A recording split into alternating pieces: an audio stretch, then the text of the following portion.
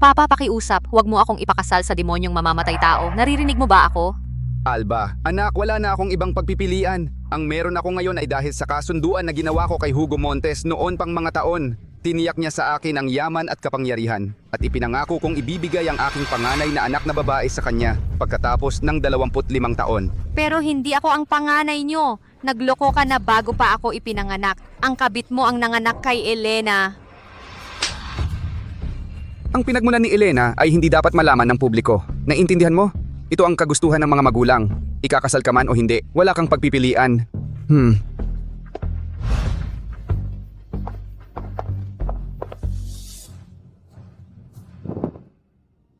Sa huli, galit at nagdaramdam at natatakot na mabuko ang pagpapalit sa kasal si Alba. Ay tumalon sa swimming pool sa gabi ng kanyang kasal. Kahit na hindi mo siya masisisi. Kasi si Hugo ang pangunahing kontrabida sa buong nobela. Immortal siya, napakayaman, henyo, may higit sa taong lakas, walang awa, at mayabang. Kaya niyang wasakin ng isang hukbo ng walang armas. Ang sino mang maglakas loob na lokohin siya ay dapat pumili na ng kanyang puntod ng maaga. Ang umasang hindi malalaman ni Hugo ang pagpapalit sa kasal ay imposible. Ano ang gagawin ko ngayon? Mag-isip ka, tanga. Alam ko na. Naalala ko sa libro sinabi na ang halimaw ay may lihim na kahinaan at ito ay kapag hinalikan mo siya, magkakaroon ng sensory link sa kanya. Maghahati sila sa buhay at kamatayan, sa saya at lungkot. Kung siya ang numero 1, Ako ang magiging kanyang Achilles heel. tulad ng sabi nila, walang risk, walang reward. Kahit gaano kapangit o kahalimaw ang halimaw na ito, hahalikan ko siya ng walang duda. Ginoo, nandito na po siya.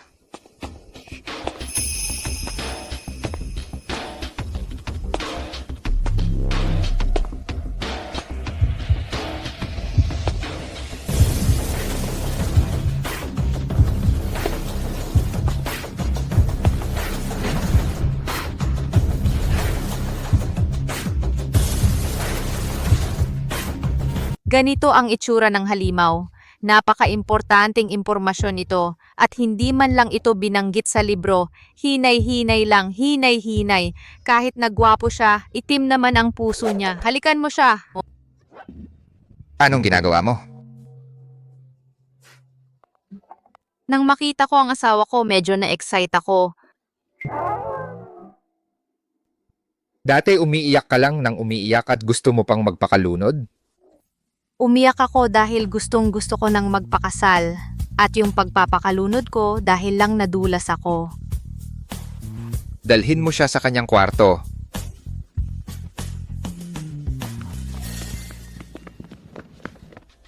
Imbestigahan mo agad ito. Alamin mo kung ano talaga ang ugali ni Binibining Navarro. Opo, Ginoo. Leo, hanapan mo ako ng pinaka-sexy na pajama.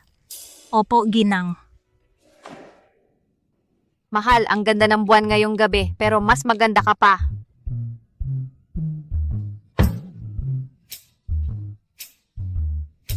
Oo, medyo nakakadiri, pero gusto ito ng mga lalaki. Kapag nasa kama na tayo, siguradong hahalikan niya ako. Sino nagsabing napunta ako sa dead end? Ito ay isang ng fantasy store.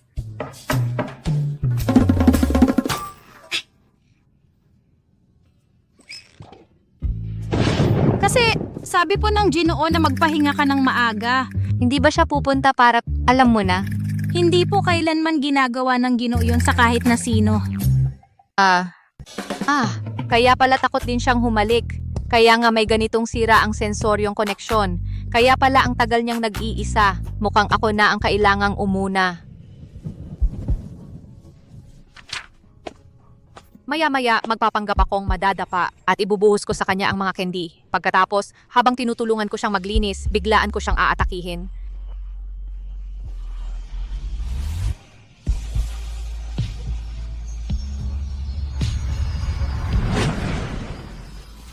Mahal, kumuha ka ng candy.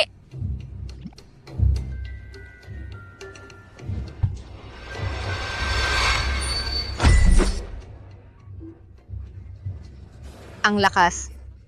Delikado. Mahal. Ay, parang may pumasok sa mata ko. Hihipan mo, please, bilis. Leo, Ginang, ayos lang po ba kayo? Tama na, tama na, tama na, tama na, tama na. Atakihin ng biglaan. Kapag malapit na siyang madulas, bibigyan ko siya ng mouth to mouth.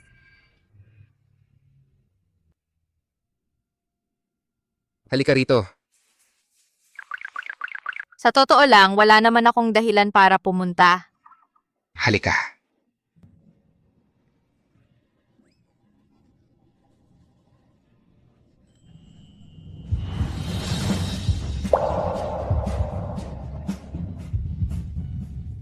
Ano ba ang gusto mo? Ang gusto ko ay halikan ka.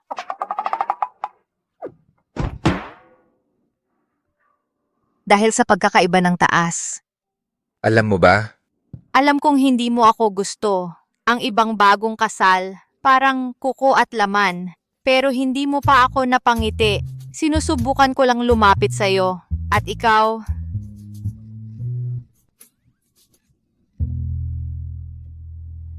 ang mga lalaki palaging napapasubo.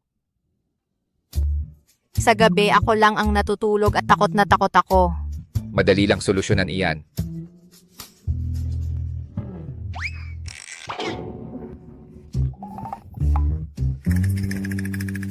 Ginang, huwag kang matakot, nandito ako. Ginang, parang hindi siya masyadong masaya. Leo, ang lungkot ng buhay ko, Hugo. Kung ganon, bakit ka pa nagpakasal? Ginoo, nag-imbestiga ako. Sabi nila introvert ang binibining Navarro, hindi ganun talaga.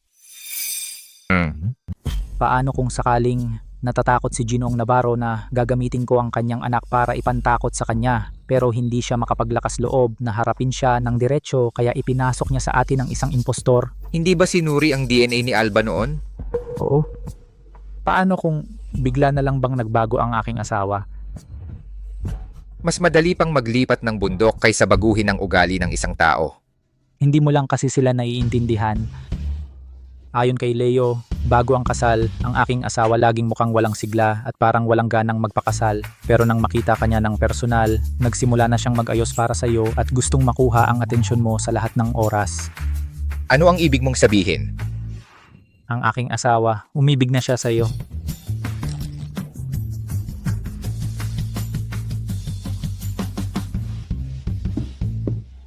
Ginoo, mabuting balita ito. Dati ay natatakot ka na. Kapag nagkalapit, ma-activate ang sensory link. Ngayon, kailangan mo lang sabihin sa kanya ang tungkol sa link sa aking asawa. Dahil mahal na mahal ka niya, kapag kayo ay magkasama, sapat na ang takpan ng kanyang bibig.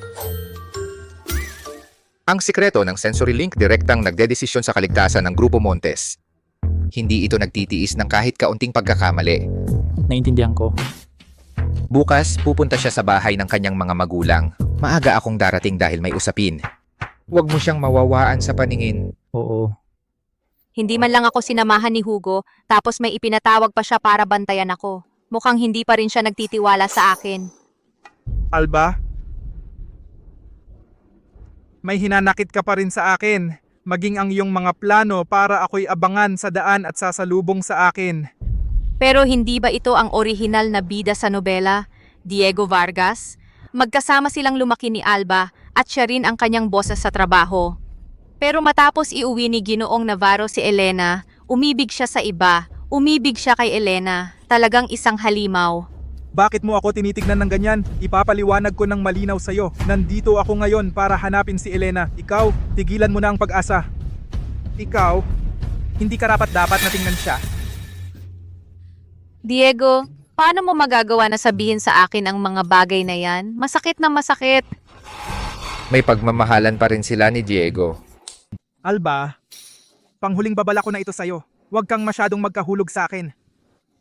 Ang tanging tao na mahal ko ay si Elena.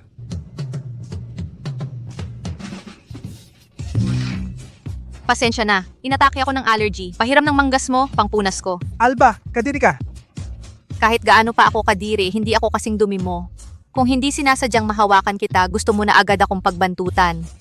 Alam mo ba kung sino ang asawa ko? Si Hugo Montes ang pangalan niya. Napakahabang binti niya, 8 pack abs, napakagwapo niya, nakakainggit kahit mga Diyos at tao, at saka tahimik siyang tao. Sa pagkakaroon ng ganoong perpektong asawa, ano pa ang gusto ko sa'yo? Dahil mediocre ka at mayabang? Or dahil mapagmataas ka? Ikaw, Alba, makikita mo, yung demonyong si Hugo Montes napaka-unpredictable. Sa hinaharap, malulungkot ka ng sobra. sige. Kasi hindi ka makapanalo sa away, minumura mo na lang ako ha? Kung sakaling umiyak man ako balang araw, iyan ay para umiyak sa libing ng buong pamilya mo. Ikaw, Okay, mabeginang. Ang galing. Wala yan. May advantage siya bilang bida, pero ako ay babaeng nabasa ang orihinal na nobela. Sino ang matatakot sa kanino? Itong tangang bata na ito, ilang araw pa lang kasal sa pamilya Montes, mayabang na agad. Tingnan mo kung anong oras na. Ginoong Vargas, bakit hindi na po kayo magsimulang kumain? para kay Elena kaya kong maghintay. Ay, kung maghihintay pa tayo, lalamig na ang pagkain. Nakaangat na siya ngayon. Sa tingin mo ba ituturing ka pa niyang ama? Mama, Papa, baka nahuli lang ang ate ko dahil sa may nangyari sa daan. Lagi mo siyang pinagtatanggol. Narinig ko na noong gabi ng kasal, sinubukan niyang magpakamatay sa pagtalon sa swimming pool. Hindi ba niya tayo sinisira? Kung namatay na lang siya talaga, mas mabuti pa. Tapos na sana ang problema para hindi na tayo mamuhay ng may takot. Noong una, para hindi malaman ni Hugo, naisip kong magpanggap kay Arturo bilang isang magandang relasyon ng ama at anak. Pero ngayon nakikita ko na hindi na kailangan. Parang gustong-gusto ni Papa na mamatay ako, pero magdi-disappoint lang siya. Nung araw ng kasal, hindi siya tumigil sa pag-iyak. Ngayon, mukhang masayang-masaya siya. Mukhang mabuti ang trato ni Hugo Montes sa kanya. Mama, hindi mo ba nakikita na ang aking maliit na kapatid ay bumalik na kasama ng mga katulong? Ni hindi man lang siya sinamahan ni Hugo Montes. Wala siyang pakialam. Mahal kong kapatid, sa wakas ay nakabalik ka na. Elena, ang orihinal na bida, sa totoo lang siya ang anak sa labas ng basurang ama ni Alba at ng kanyang kabit. Pero para itago ang katotohanan, pagkatapos silang dalhin sa bahay, sinabi niya sa lahat na hindi sila magkadugo. May kalamangan din siya bilang bida. Halos lahat ng nakakakilala sa kanya ay umiibig sa kanya. Ang mga kontrabida ang eksepsyon. Sabi sa akin, nung unang araw ay tumalon ka sa swimming pool para magpakamatay.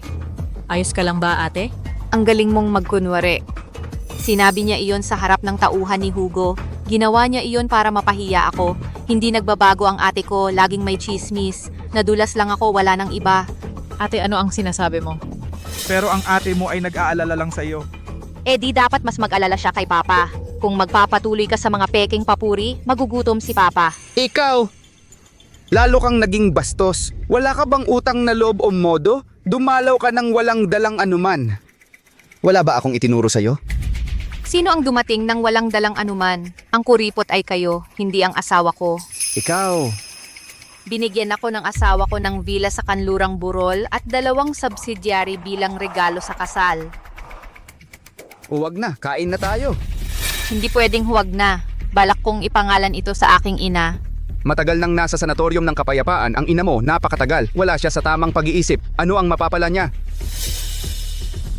Alam mong mabuti na masama ang takbo ng negosyo at ni hindi mo man lang naisip na tumulong.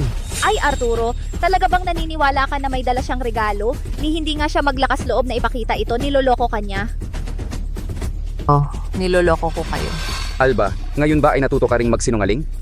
Sa inyo po ako natuto. Sa totoo lang, iyon din ay ideya ninyo. Ikaw! Iyon. Ikaw!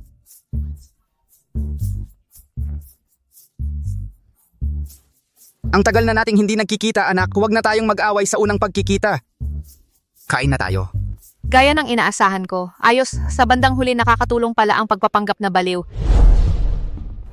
Itong si Alba para na siyang ibang tao. Hindi naman mahal ng pamilya Montes ang kapatid ko. Normal lang na magulo ang isip niya. Pero hindi na pwedeng ganito ang sitwasyon natin. Paano kung balang araw ay mabaliw siya at ibulgar na ikaw ang panganay na anak sa buong mundo? Kung ganon, yang halimaw na si Hugo Montes ay darating para agawin ka. Paano ka na makakasama ni Diego? Ano ba ang dapat kong gawin? Kailangan mong pakasalan si Diego sa lalong madaling panahon. Sa proteksyon ng mga Vargas, si Hugo Montes ay hindi na makakagawa ng anuman sa atin. Gusto naman talaga akong pakasalan ni Diego pero hindi ako gusto ng nanay niya dahil sa pinanggalingan ko. May magandang ideya ako, kailangan nating kumilos na agad. Ay ma, dati sinasabi mo sa akin na sabihin ko kay Diego na hindi ako pumapayag sa relasyon bago ang kasal. Mas maganda pa nga yun para maramdaman nila ang pagkakasala sa'yo. Sabi po ng amo, nasa pintuan na siya ng bahay ng mga Navarro. Sasalubungin ko na po siya. Bakit kaya ang misteryoso ng pag-uugali ni Ginang Rosa? Ayon sa timeline ng orihinal na nobela, hindi dapat may handaan para sa kasal ngayon. Sa halip, nilalagyan ng magiliw na Carmen ng kung ano si Diego at nagkatuluyan sina Diego at Elena. Mukhang itong basong ito ng tubig ay magandang pagkakataon para si Hugo ang unang humalik sa akin. Nauuhaw na ako. Binibining Alba, hindi po ito para sa inyo. Kung iinumin ko ito, pwede ka namang kumuha ng panibago. Talaga pong hindi ito para inumin ninyo. Anong ginagawa ninyo? Dinadalhan ko lang po ng tubig si Ginoong Vargas. Diego, may-ari ka naman ng isang kumpanyang nakalista sa stock market. Bakit hindi mo man lang ako pinapainom kahit isang basong tubig? Ginang Rosa, hindi ako nauuhaw, hayaan mo na siyang uminom. Hindi para sa lahat ang tubig na ito. 2-3 araw pa lang akong kasal, ngayon hindi na ba ako pinapainom kahit isang basong tubig? Huwag mo siyang hayaang uminom, kapatid. Kung gusto mo ng tubig, ikaw ang magkusa. Bakit mo kailangang agawin yun sa kanya? Habang pinagbabawalan ninyo ako, lalo akong nagpupumilit na uminom. Ay binibining Alba. Ganda, ganito ba ang itinuro sa'yo ng iyong baliw na ina? Navarro ang apelyido ko, ito ang bahay ko. Umiinom ako kung gusto ko. Binibining Alba, talagang hindi ka pwedeng uminom. Hindi pwede. Bitawan mo siya. Ibibigay mo sa akin, iinumin ko ito. Ganda. Bitawan mo siya. Ibigay mo sa akin. Teka, isang basong tubig lang naman ito. Karapat dapat ba ito sa ganitong gulo? Elena, hayaan mo siyang uminom. Hindi pwede, Diego. Ibigay mo sa akin ito. Bitawan mo siya, sabi ko. Iinumin ko ito. Ito ay Ay napakasama ng ugali paumanhin Ginong Montes. Anong ginagawa ninyo? Tigil!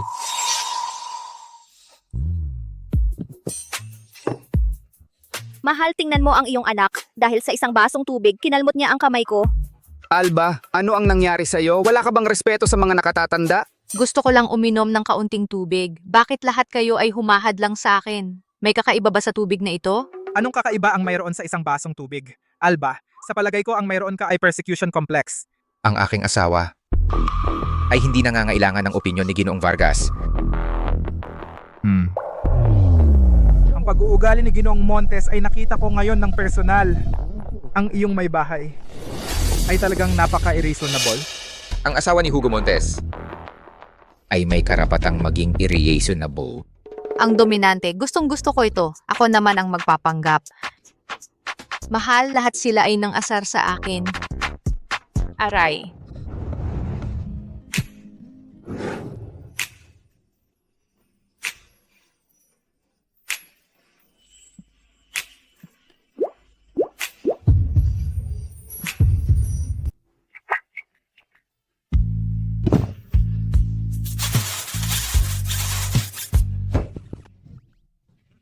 Mahal, hindi mo kailangang maging formal sa akin.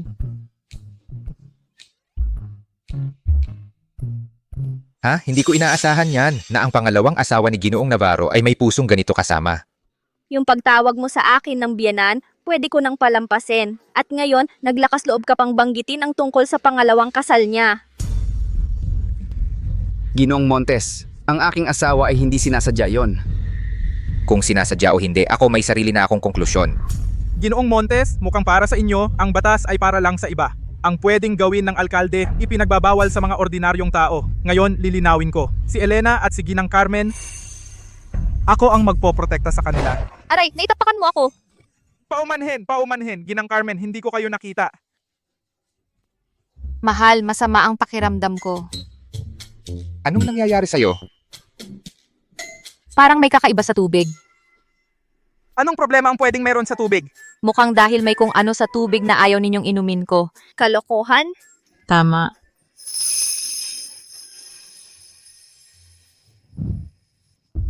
May lason sa tubig at walang antidote. May isa lang paraan para Paraan para saan? natulungan siya ng kanyang asawa. Mahal. Iligtas mo ako, pakiusap, iligtas mo ako. Paano kung hindi maayos? Baka hindi kayanin ng kanyang katawan.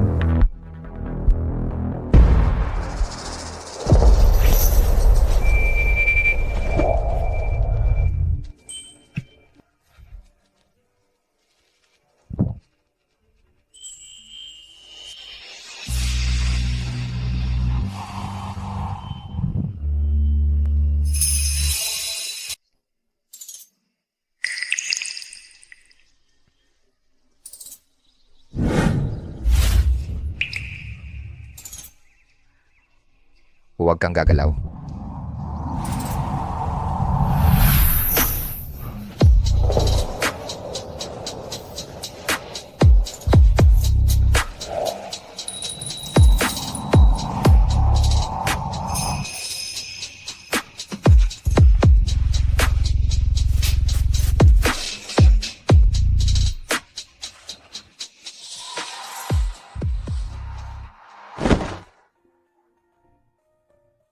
Kumusta ka? At paano mo naman gustong maramdaman ko? Wala namang nangyari sa pag-inom ko ng gamot. Pagkatapos ng lahat ng nangyari, ginamit mo ang bandana na yon para protektahan ang sarili mo sa akin. Salamat sa pagrisgo mo ng buhay mo para sa akin. Ganun lang naman ang dapat. At salamat din sa'yo dahil ipinagtanggol mo ako sa harap ng mga Navarro. Asawa kita. Ni hindi mo nga ako hinahayaan na halikan ka sa labi. Anong klaseng asawa ako kung ganon? Anong sinabi mo? Sabi ko, karangalan ko pong maging asawa mo. Magpahinga ka muna, pagkatapos uuwi na tayo.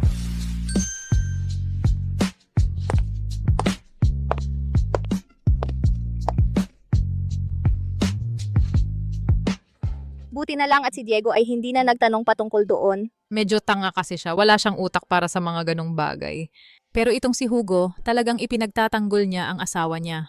Kaya naman hindi nakapagtataka na si Alba ay umuwi ng buong tapang noong araw na yon. Kung ako ang nakapag-asawa sa kanya, gagawin din kaya niya yon para protektahan ako? Gising na, pakiusap. Ang pakikialam sa mga taong katulad niya hindi maganda ang kinahihinatnan.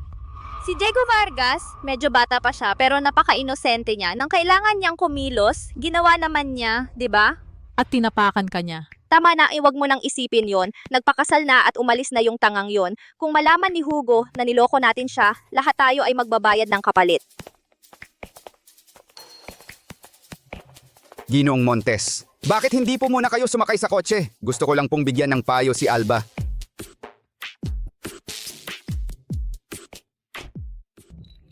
Magkadugtong ang ating mga hininga. Gusto ni Hugo na pakasalan ang panganay na anak. Manloloko, huwag kang mangarap na sumama sa kanya. Kung ipipilit mong gamitin yon laban sa akin, ibubunyag ko ang totoo mong pagkatao at lahat tayo ay mamamatay.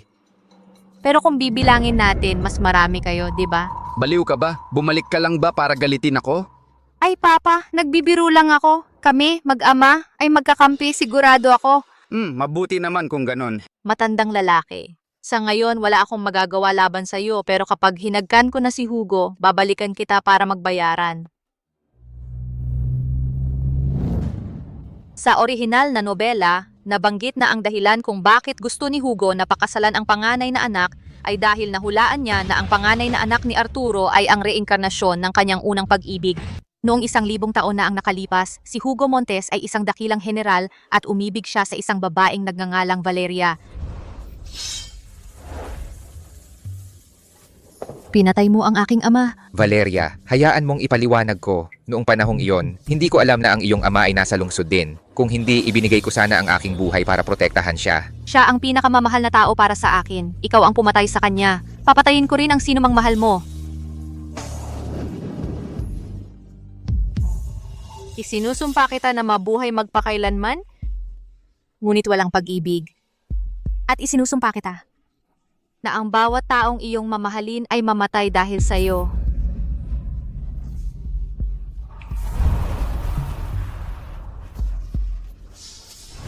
Kaya, sa orihinal na nobela, pagkatapos mamatay ni Alba, hindi nagulat si Hugo Montes. Sa halip lalo siyang nabaliw.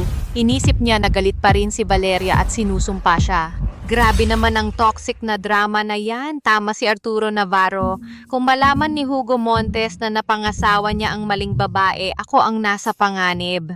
Hindi ang kanyang unang pag-ibig si Elena. Ang pamilya Rios ay nangahas na gumalaw sa ilalim ng aking ilong. Simula ngayon, tapos na ang pamilya Rios. Sa nobela, nabanggit na ang pamilyang ito dahil sa pagloko kay Hugo Montes ay nawala sa lungsod ng ilog ng isang gabi. Kung wala rin namang mangyayari kahit sinadya kong halikan siya, di mula ngayon iiwasan ko ang direktang pakikipag-ugnayan sa kanya para hindi ko siya manggulo. Sinasadya niyang lumayo. Nitong mga nakaraang araw, nasaan ang asawa ko? Ayon kay Leo, nag-o-overtime siya sa trabaho. ang boss niya ay si Diego Vargas, ang gago. Nagtatrabaho siya sa kumpanya ni Diego Vargas. Oh. At hindi lang yon. Siya ang personal na assistant ni Diego. Bakit hindi mo sinabi sa akin noon? Hindi, na-research ko na ang lahat. Ibinigay ko sa kanya ang lahat ng datos. Hindi mo binasa ang mga ito. Noon, hindi ka nag-aalala sa asawa mo. Ginoo, hindi ba ikaw ay nagmahal sa asawa mo? Ako ba ay isa sa mga madaling magmahal? Nag-aalala ako para sa kanya. Para maiwasan na may tao gamitin siya laban sa akin. Kaya maghahanap ako ng tao ngayon din para siya ay matanggal sa mga negosyo ng Vargas. Hindi na kailangan. Kung siya ay matanggal walang dahilan, hindi rin siya magiging masaya. At sinasabi mo pa na hindi ka nagmahal. Pinapahalagahan mo na ang mga damdamin niya. Ano ang sinabi mo? Sinabi ko na siya ay kasama ng Diego Vargas buong araw.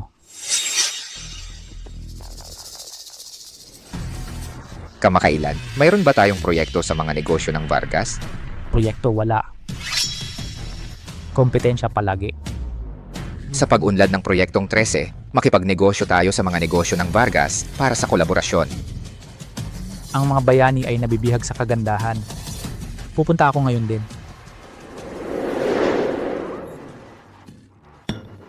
Ang pangit ng kape. Alba, paano mo ginagawa ang mga bagay? Ikaw mismo ang humiling ng asukal. Na-record ko rin ang proseso ng paghahanda. Gusto mo ba ituro ko sa'yo?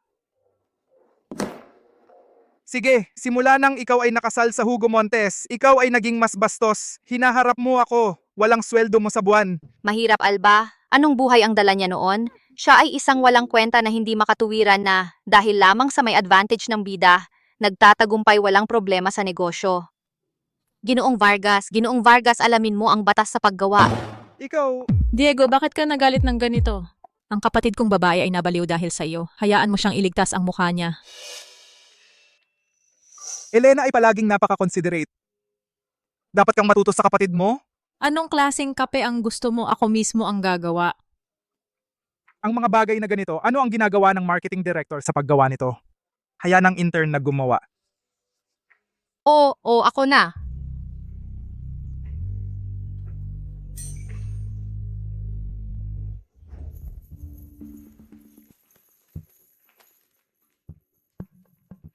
Dapat magkalat ang lahat. Alba ay dating umiibig sa Ginoong Vargas. Bigyan mo siya ng oras para masabi ito.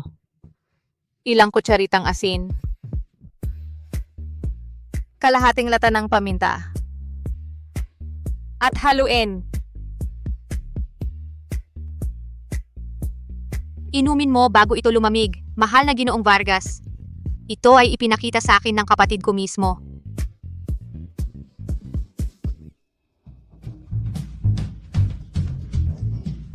Kamusta ang kape ng kapatid ko?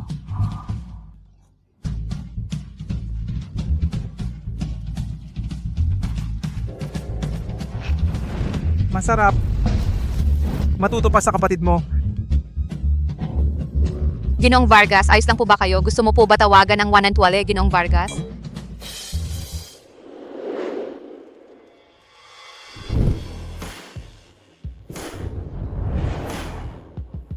Ginoo, ang isang proyektong kasinlaki ng Proyektong 13, hindi na kailangan mong personal na bantayan. Ito ang unang pagkakataon na nakipagtrabaho kami sa mga negosyo ng Vargas. Kailangang suriin ang kanilang mga assets. Sa tingin ko pumunta lang siya para makita ang asawa niya. Nalaman mo ba? Alba ay patuloy na nahuhumaling sa Ginoong Vargas. Ngayon pumunta siya sa opisina niya para gumawa ng iskandalo at magpakabatang spoiled. Alam mo ba, may asawa na si Alba Navarro? Hindi ba yon pagtataksil sa asawa niya? Diyos ko! Gino, huwag po kayong makinig sa mga kalokohang yan. Hindi po ganoong klaseng tao si Ginang. Alam na alam ko kung anong klaseng tao ang asawa ko.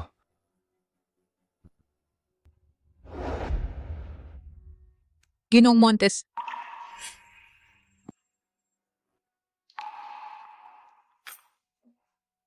pasensya na po, Ginoong Montes. Hindi inaasahan ni Ginoong Vargas na kayo mismo ang darating. Masama po ang pakiramdam niya ngayon kaya pumunta na siya sa ospital. Ang mga susunod na proyekto ng Proyektong 13, ako na ang bahala na i-coordinate sa inyo. Si Alba? Inaalala na niya si Alba. ang kapatid ko. Hindi rin siya mapakali sa kalagayan ni Ginong Vargas kaya sinamahan niya ito sa ospital. Ay, noong bata pa sila, laging nag-aaway. Normal lang na may nararamdaman sila sa isa't isa. Huwag mo sanang masamain, ha? Sa kumpanya, palagi silang dalawa lang sa isang silid. Nasasanay na rin ako, sa totoo lang. Bilang asawa, buong araw ko nang hindi nakikita ang asawa ko, si Diego Vargas. Yang basurang yan, araw-araw nakadikit sa kanya. Tara na po, Ginong Montes. Ito po ang kape ninyo.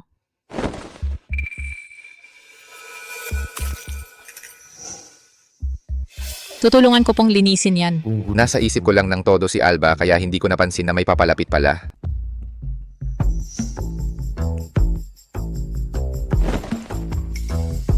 Hindi na kailangan. Saang ospital sila pumunta? Hindi siya magiging komportable sa ganyang damit. Tutulungan ko siyang magbihis. Sinabi ko na hindi na kailangan. Hindi ko sinasadya iyon.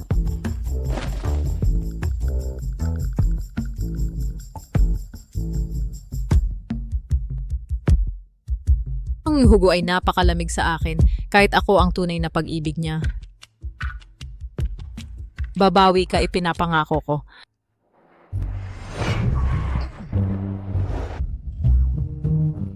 Alba, maaari kang magmaneho ng mas maingat? Gusto mo bang patayin ako sa mga suntok? Ay boss, hindi ba para sa kaligtasan mo ang ginagawa ko? Paano kung mamatay ka sa daan? Ikaw!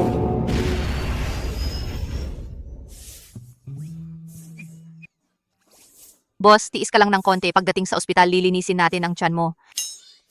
Lilinisin ang tiyan ko? Ayaw kong linisin ang tiyan ko. Gusto kong umuwi. Gusto kong umuwi! Sigurado ka na hindi gusto? Gusto kong umuwi. Magaling. Ngayon ang pringgada ay maaring umalis ng maaga.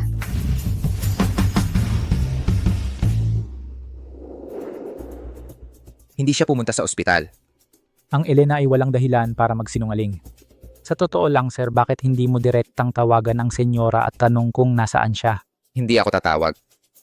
Pumunta siya saan man gusto niya, umuwi tayo. Sa oras na ito, ang senyora ay hindi maaaring nasa bahay. Ang Diego ay isang exploiter at alam mo iyon. Saan sila pupunta? Tingnan, sinabi ko sa iyo na tumawag at hindi mo ginawa. Tinatanong mo ako at hindi ko alam. Walang solusyon, sir. Tumawag ka na ba? Ano, pupunta siya sa mental hospital? Alam ko na. Pumunta siyang bisitahin ang kanyang mama. Oo.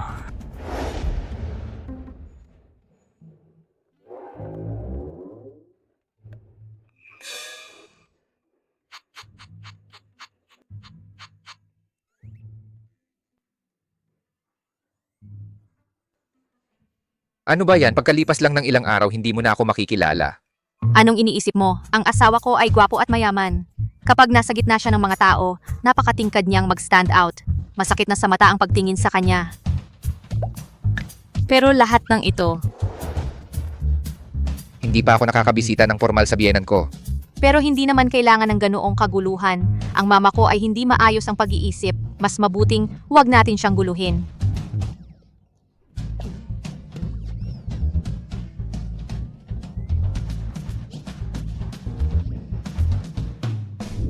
May tao ba? Tulungan nyo ang aking Alba. Akin siya. Mateo, sagipin mo ang kapatid mo, bilis. Akin si Mateo. Mama, ayos ka lang ba? Alba, kalmahan mo, huwag kang matakot. Nandito ang mama mo, nandito ang mama mo. Ingat!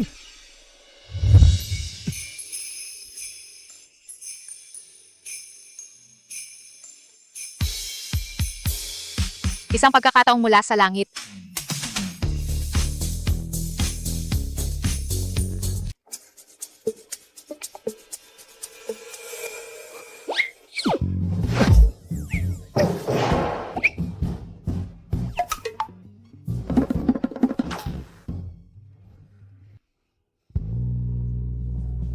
Ayos ka lang ba? Oo, ayos lang ako. Pasensya na, emergency kasi. Hindi ko na kontrol ng maayos ang lakas ko. Galit ka ba? Wala naman, hindi naman malala. Ikaw mismo ang nagsabi na emergency iyon. Naiintindihan ko. Sa susunod, dahan-dahan ka naman. Parang ito ang defense mechanism ng original na novel. Kinakabahan ako na kung hahalikan ko si Hugo at magkakaroon ng koneksyon sa kanya, baka mabago ang takbo ng kwento. Pero si Hugo parang hindi naman siya masyadong masama sa akin. Baka kaya kong ibigay sa kanya ang gusto niya at magpaka-low profile muna ngayon. Alba, huwag kang umiyak. Ayos lang ba si Mama? Sa nobela, ang ina ni Alba ay isang dalagang mula sa mayamang pamilya. Napangasawa niya ang gago niyang ama. At nang maging matatag na ang posisyon ng gago na yon, pinatay niya ang lolo niya at ang kuya niya. Isinakay niya ang ina niya sa isang mental hospital hanggang sa mabaliw ito. Kung ikukwento ko ito kay Hugo, natatakot akong malaman niya na ito ay isang marriage of convenience. Hindi na kailangang sabihin yon. Huwag kang mag-alala, lahat ng yon ay tapos na. Hindi ka ba masaya sa pamilya Navarro? Ito ay isang blended family, alam mo naman. Normal lang na magkaroon ng mga problema. Mama, gabi na, magpahinga ka na. Ikaw ay hindi ang aking anak.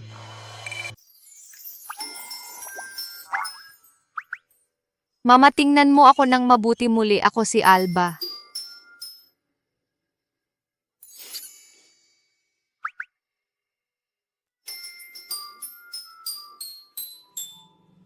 Si Alba rin ay may taling sa braso. Ikaw si Alba.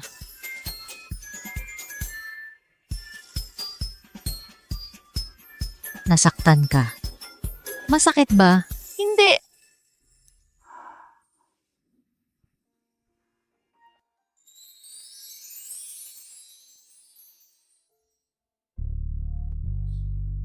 Hipan ko mawawala yan. Namayapa ang aking ina noong 3 taong gulang ako. Ganito pala ang pakiramdam ng pagmamahal ng isang ina. Alba, sa mundong ito may nagmamahal pa rin sa iyo.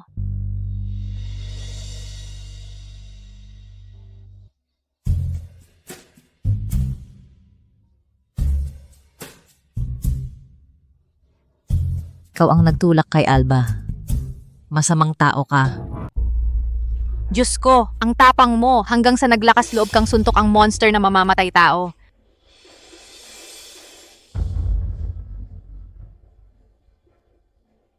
Ginoong Montes, ang mama ko ay hindi gustong gawin yon. Huwag mo itong bigyan ng kahalagahan.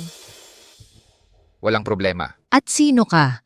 Huwag mong isipin na dahil lang matangkad ka, mas magaling ka sa iba. Kung maglakas loob kang mang-asar ulit sa Alba, tatawag ako sa anak ko at papatay ka niya. Hindi totoo. Mama, talagang hindi pinanunumpaan ko sa'yo. Alba, huwag kang matakot. Nandito ang mama. Maging matapang. Mama, seryoso, wala siyang ginawa sa akin. Kung muling ilagay mo ang kamay mo sa anak ko, papatay kita rito mismo. Ginang dumating ang iyong kapatid para makipagkita sa iyo. At weekend na. Sino hindi? Ayaw kong makipagkita kanino man. Oh. Sino? Sino ang dumating para makipagkita sa akin? Ang iyong kapatid. Elena, ano ang kailangan niya?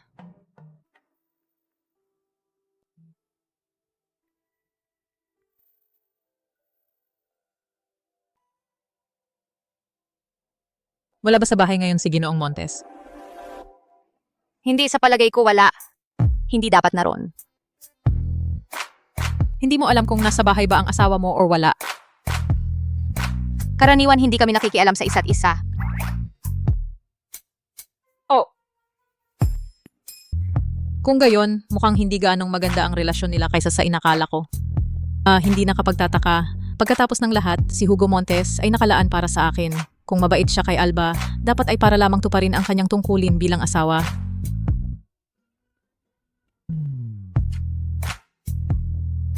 Kapatid, ano ang dahilan ng pagpunta mo ngayon?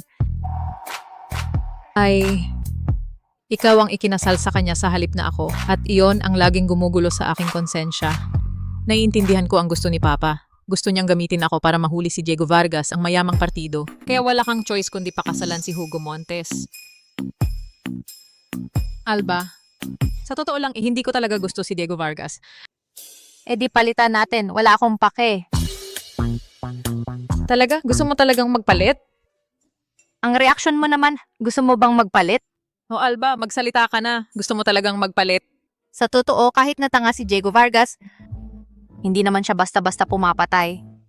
Kung hindi kami magkasundo, ang worst na mangyayari, maghihiwalay lang kami pagkatapos mag-away. Pero si Hugo Montes parang time bomb. Baka naman isang araw paputukin niya ako at hindi na ako makikilala ng nanay ko. Ano na? Alba. Alba, magsalita ka na. Gusto mo talagang magpalit? Hayaan mo akong mag-isip. Kung sasabihin ko ng direkta kay Hugo na gusto kong magbago ulit, siguradong magagalit na galit siya at may masusunog na tao. At baka ako pa ang taong iyon.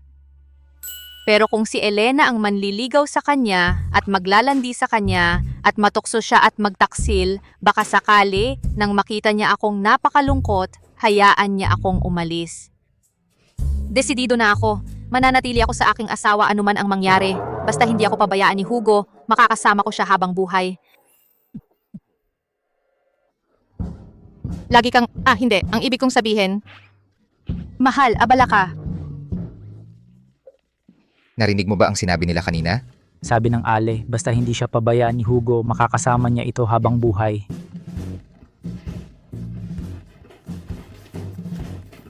Kapatid, sinubukan lang kita para malaman kung totoo bang may nararamdaman ka kay Hugo. Huwag kang magalit, ha?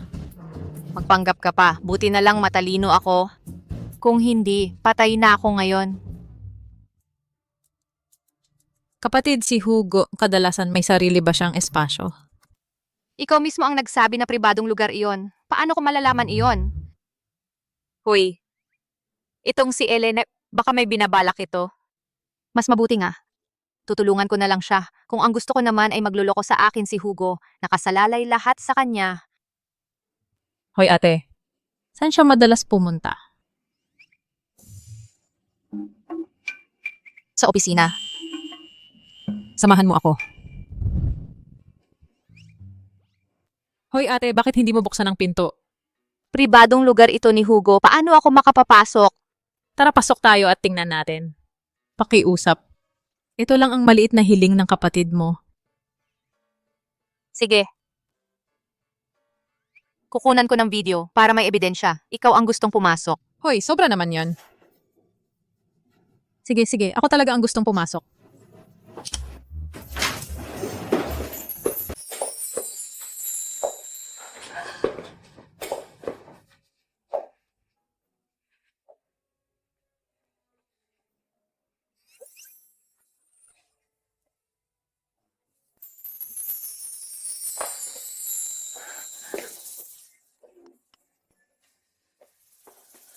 Ano ito?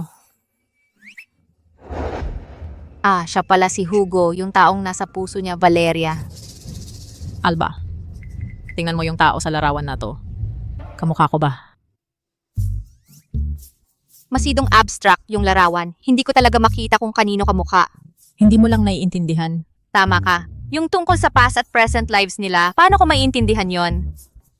Alba, ilang araw na lang, birthday mo na. Maghanda tayo ng masarap na family dinner. Birthday lang naman yon, di ba? Hindi naman kailangang maggulo pa. Alba, sige na, gawin mo na. Gusto ko lang magbigay ng konting effort. Mukhang may balak si Elena na magplano ng kung ano sa dinner. Sige. Sasabayan ko na lang siya. Siyempre, sasabayan ko siya. Si Elena? Sinabi sa akin ng kapatid ko na gusto niyang gumawa ng isang palabas para sa akin. Anong tanga? Kailan pa siya naging matalik na kaibigan ni Alba? Isang palabas. Anong palabas?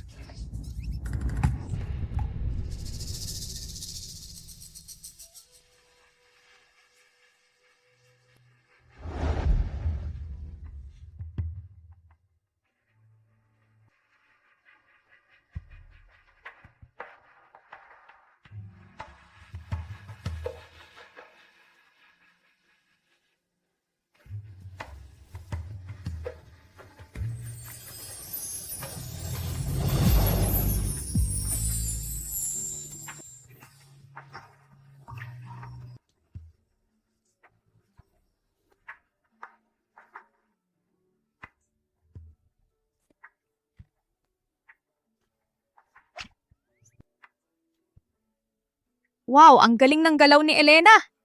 Kahit hindi gumalaw ng daliri, nagawa niyang dalhin si Hugo sa mga alaala noong panahong iyon.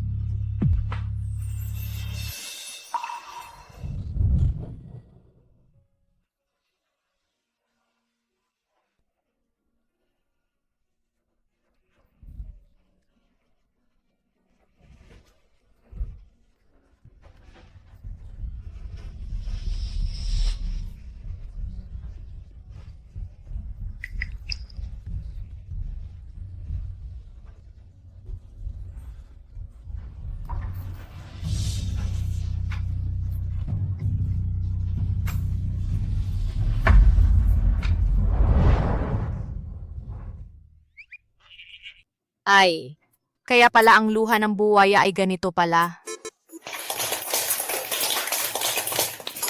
Ang galing niyang sumayaw. Baliw ba yung misis o ano? Kasi yung asawa niya ay nakatingin lang sa ibang babae ng buong oras tapos siya pa ang umiyak. Tapos nakangiti pa siya. Yung misis ay napakabuting tao. Ang problema lang ay medyo naive siya. Kumusta? Anong nangyari? Yung number ko, nagustuhan mo ba? Birthday ni Alba ngayon. Kung gusto niya, gusto ko rin. Kanina lang umiiyak ka. Bakit ang hirap-hirap mong aminin? Hoy Hugo, tingnan mo, dito ka nagkamali ng husto. Alam mo ba kung bakit kayo ni Valeria ay nagkaganon? Dahil hindi ka nagsasalita. Sige na, magpaliwanag ka, tol. Anong problema mo? Bakit hindi ka tumigil sa panginginig mo? Wala. Puta Alba, sa oras na kailangan, biglang nagpakatanga at sinira ang plano ko. Bakit hindi kayo masaya? Sinusubukan ko lang kayong tulungan. Nakita kong umiyak ka kanina at hindi mo pa rin aminin? Kanina lang may pumasok na buhangin sa mata ko. Sige. Sige. Wala ka ng pag-asa? Ang tigas talaga ng ulo mo. Hugo, nahatulan ka ng pag-ibig na mamuhay ng mag-isa. Ginoong Montes, tagay ako para sa inyo. Ay mama. Elena, nababaliw ka na ba? Papa, Hugo, akin siya nun pa man. Bakit hindi ko masabi? Hindi ba't ayaw mo raw pakasalan siya? Dati, sinasabi mo na matanda at walang awa siya at natatakot ka sa magagawa niya sa iyo. Kung hindi, paano ako magkakalakas ng loob na lokohin si Hugo? Pero walang nagsabi sa akin noon. Na ganun pala siya. Elena, napakabata mo pa. Oo, matangkad at gwapo si Hugo at napakakapable. Pero iyan ba ang magpapakain sa iyo? Sa lahat ng mga taong ito, marami na siyang pinatay at marami na siyang kaaway. Kung magiging asawa mo siya, hindi ka ba natatakot na maghiganti ang mga kaaway niya? Paano kung maghiganti sila sa akin at para sa kanya handang-handang gawin iyon? Tayo ay itinakda mula pa sa nakaraang buhay. Ni hindi niya alam kung gaano katagal niya akong hinintay. Ngayon narito na siya mismo sa harap ko. Kahit na mamatay man ako, gusto kong mamatay sa tabi niya. Ikaw! Ako, si Arturo Navarro. Paano nagkaroon ng isang anak na babaeng ganyang kaloko-loko sa pag-ibig? Mama? Ang lihim na yon, dapat ko bang sabihin kay Elena? Hindi ko alam kung ano ang ginagawa niya ngayon. Iniisip ko na baka naaalala niya ang tungkol sa nakaraang buhay niya. Siguro mas mabuti pang hindi niya maalala. Sa ganoon, hindi siya maghihirap.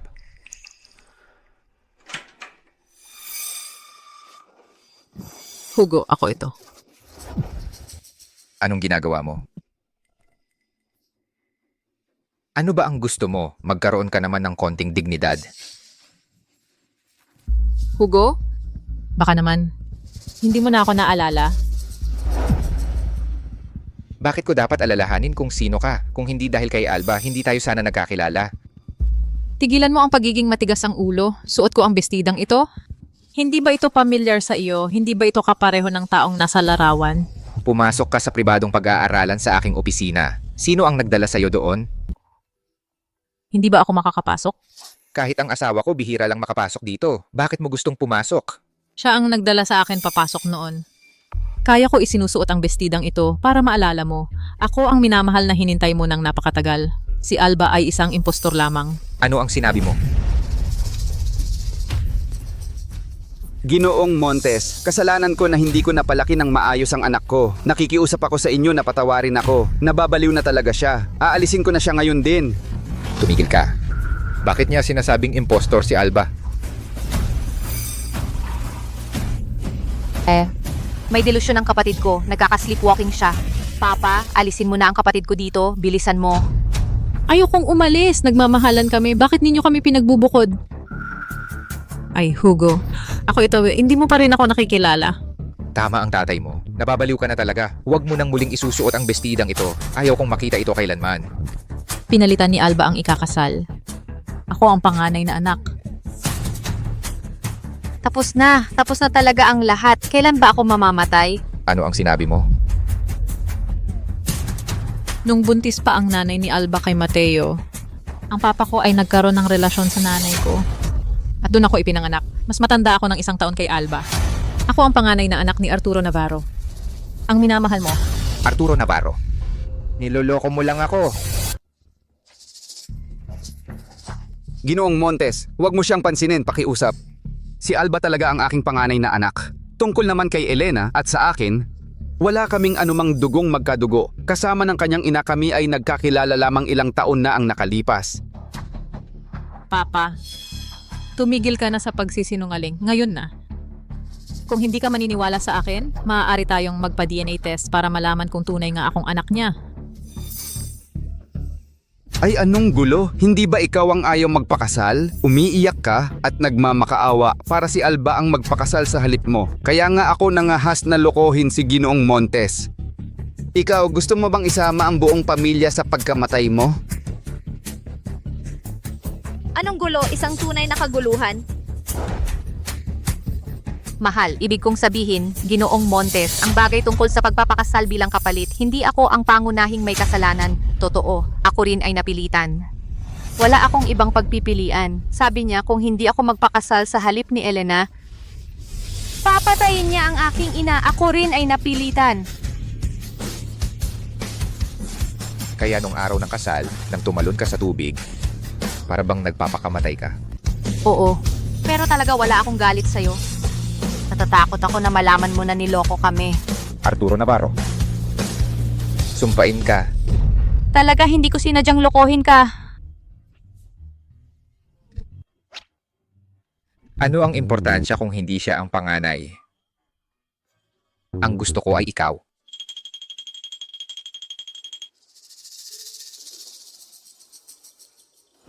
Hugo, sumira ka sa iyong pangako. Ano ba ang sinasabi mo? Ang taong nagtataksil sa isang tapat na puso, lulunok ng 10,000 karayom. Para sa Alba, ano ang importansya kung lulunok ako ng 10,000 karayom?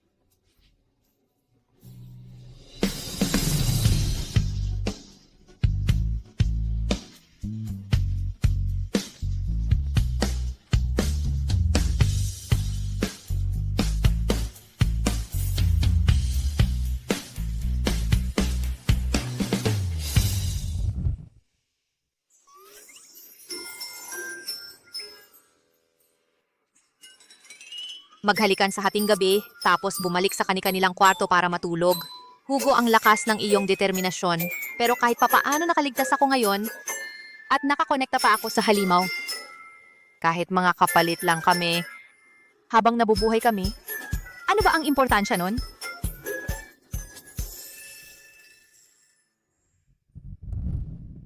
Ginoo, hindi ba talaga natin sila paparusahan ang mga Navarro?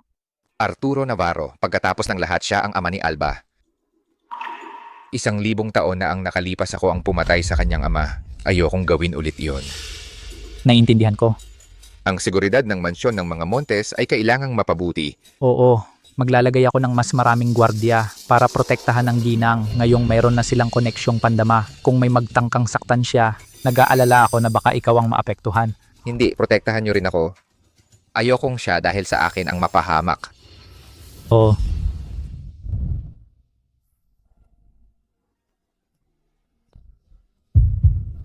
Ang bilis ng tibok ng puso! Ang tagal ko nang nabubuhay.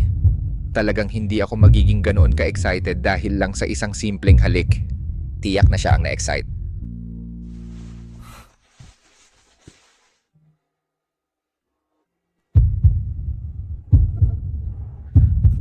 At bakit ganoon pa rin ang tibok nito? Matutulog ka na ba?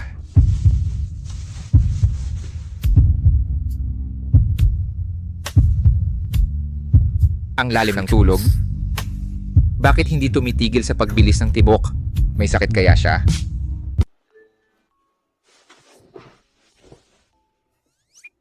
Matatag ang pulso. Parang hindi naman mabilis ang tibok. Hay, hindi dahil sa ugnayang pandama. Ang puso ko mismo ang bumibilis.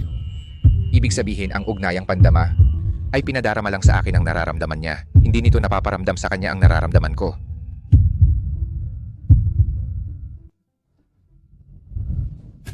Ay, sobrang pinaghirapan ko ang birthday niya. Matagal kong inihanda ang number na yon. Hindi ko inaasahan na siya at si Hugo hindi lang hindi nila pinahalagahan, kundi hinamak pa nila ako sa harap ng iba. Yung albang yon. Naglakas loob pang makipag-alyansa kay Hugo para hamakin ka. Makikita mo kung paano nila yon babayaran.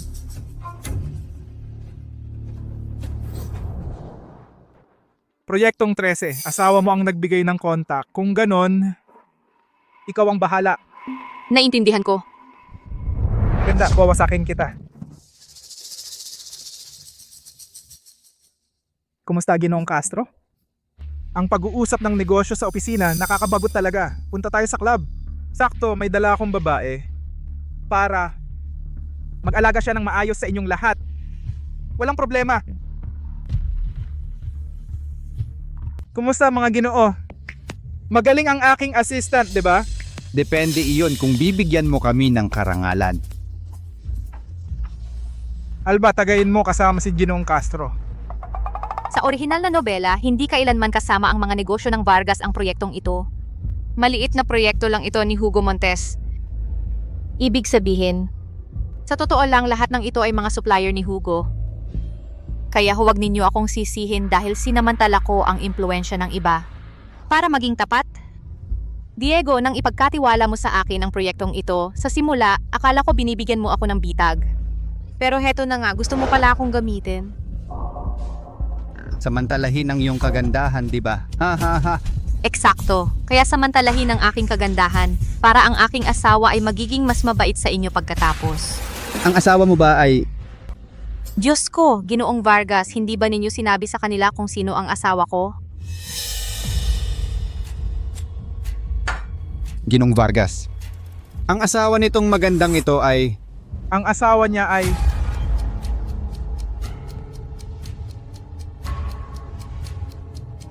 Ang driver ko. Aba, ang driver pala. Diego, kasing tanga mo ang sama ng ugali mo. Hindi ka ba natatakot na tawagan ko ngayon ang asawa ko at ilantad ka? Ba? Sige, tawagan mo hanggang gusto mo. Tawagan mo ang asawa mo. Pumunta siya rito para makita natin siya. Ha ha ha. Sige.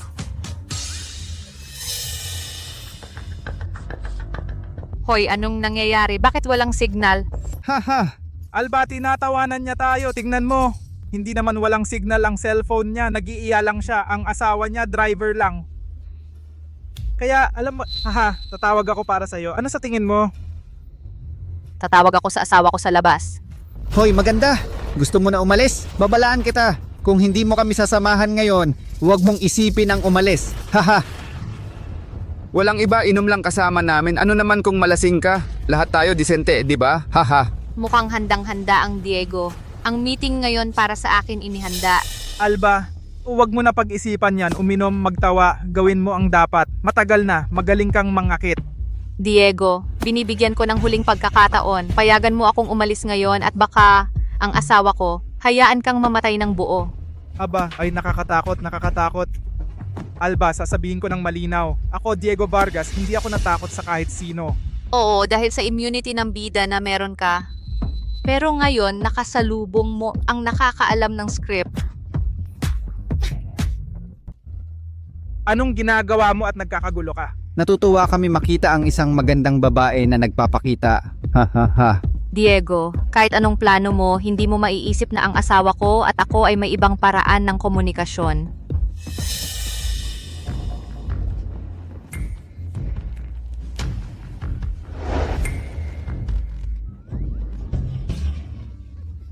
Sasabihin ko ito sa asawa ko.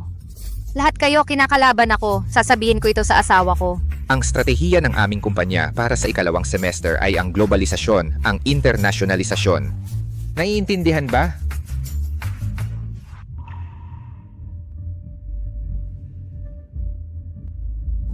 Bakit umiiyak ang Senyor Montes? Oo, ganun nga. Anong nangyayari? Umiiyak ako. Bigla na lang akong napakalungkot. Kaya si Alba ang daming luha. Sa ngayon, dapat sobrang lungkot niya. Ipagpaliban muna ang pulong. Marcos, hanapin mo agad kung nasaan ang asawa ko. Opo, Ginoo. Mga salbahe kayo, aray. Hala, iha, wala namang saysay ang umiyak. Trabaho ito, hindi daycare. Ikaw, kahit gaano mo kami kamuhi, mga manyakis, kailangan mong magpakumbaba sa amin. Sabihin mo sa akin, magkano ang singil mo sa isang gabi? Doble ang ibabayad ko. Pagkatapos, iwan mo na yang walang kwentang asawa mong driver, sumama ka na lang sa akin. Ano sa tingin mo? Ginoo, walang signal ang cellphone ng asawa mo, pero ang huling naitalang lokasyon ay nasa Club Aurora. Sa Club Aurora, bilisan mo. Opo, Ginoo.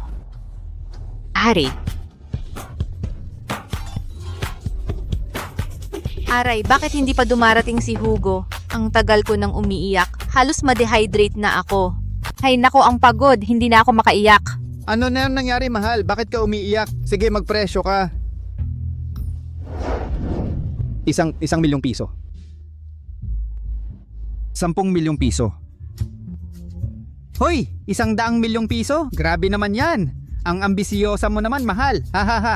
Ayoko ng pera. Anong gusto mo? Ang gusto ko ay ang buhay mo. Narinig mo ba? Gusto niya ang buhay ko. Ang galing ng biro. Haha.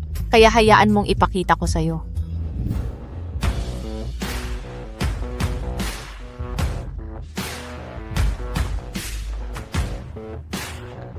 Mahal, lahat sila inaapi ako. Okay ka lang ba? Ikaw ang trooper. Trooper? Sinabi mo ba sa kanila na trooper ako? Si Diego ang nagsabi at hindi niya ako pinayagang sumalungat. Oh, eksakto. Ako ang nagsabi. Ano ngayon? Eto. Anong klaseng driver ito? Mabilis ang takbo niya. Hindi ko siya nakita ng maayos. Ginoo, nagkamali ako. Ginoo. Ah! Mahal pati sila. Ako mismo ang gagawa. Ako rin ang bahala. Marcos, sa mga nakisali sa pag-atake sa aking asawa, tapusin mo silang lahat. At Diego Vargas? May espesyal siya? Oo. Pero Diego Vargas ang orihinal na bida. Kung patayin siya, maaring mawasak ang mundo ng nobela. At pagkatapos ang mama ni Hugo Marcos, Leo, lahat mawawala. Mahal, mas mabuti huwag tayong pumatay ng kahit sino. Natatakot ka? Natatakot ako na baka masaktan ka. Ito ang unang pagkakataon na narinig ko sa iyo magbitaw ng napakaseryoso. Mahal, ano ngayon ang gagawin mo? Siyempre susunod ako sa aking asawa. Pero may maliit akong hiling. Anong sinabi mo? Ulitin natin ang kasal. Gusto kong malaman ng lahat na ikaw ang asawa ni Hugo Montes. Sino man ang kalaban mo, kalaban ko rin yon. May isa pa akong tanong. Sabihin mo. Bakit ayaw mong umalis ako sa trabaho? Nakikita kong maaga kang gumigising at gabi na umuuwi. Walang tigil sa pagtatrabaho at hindi mo man lang binabanggit na ayaw mo na. Mukhang gusto na gusto mo ang trabahong ito. Ang gusto mo, wala akong karapatang pilitin kang iwan yon. Alba, Valeria, talagang nakahanap ka ng napakagandang lalaki. Sayang lang at pamalit lang ako. Pero sa pagiging bahagi ng kaligayahan ninyo, kontento na ako. Lakas ng tama ni Hugo. Sandali lang. Pagsisisihan nila to. Ay, dahan-dahan lang.